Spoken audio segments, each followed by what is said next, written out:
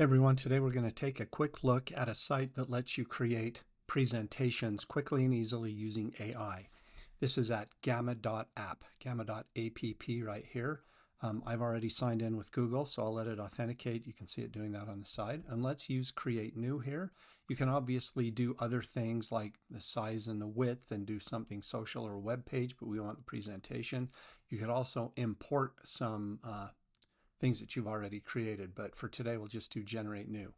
Again, if you have your text already, you can paste in the text. You can also just generate. You can import a file you already have or remix a template. I'm going to just do generate. Now I've pre-typed my prompt.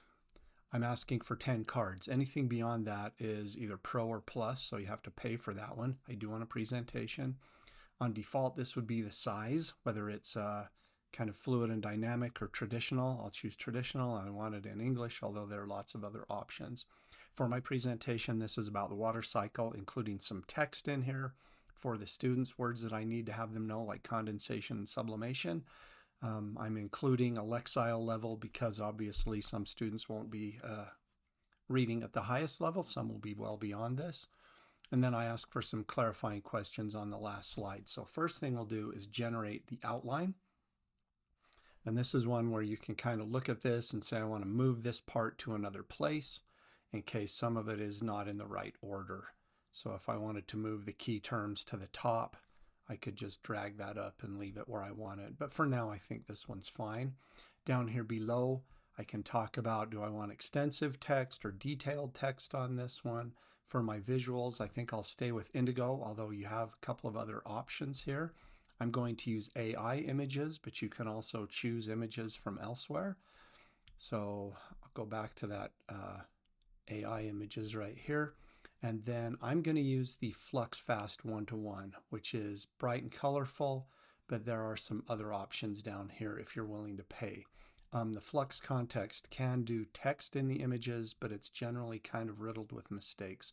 So I've got everything ready. All I need to do at the bottom there is click Generate, and we'll let it chew on that for just a couple of seconds. It's going to use the theme I chose and that layout, which was 16 by 9, and that would fit a new line panel quite well. I did also choose to have a little more text on each page rather than just the concise, short, quick ones. So you can see I've got the title screen right there. It tells me at the top to leave this tab open while it's chewing on it. So it's giving us some stuff we can look at, hopefully in roughly that Lexile level we were asking for. I'm sure I could go in and regenerate this. While it's working though, the free account gives you a certain number of credits. And once you burn through those credits, then you can't make more slides. So I've been judicious about choosing what I've generated with Gamma, just because I don't know how many credits I have and how long that's going to go.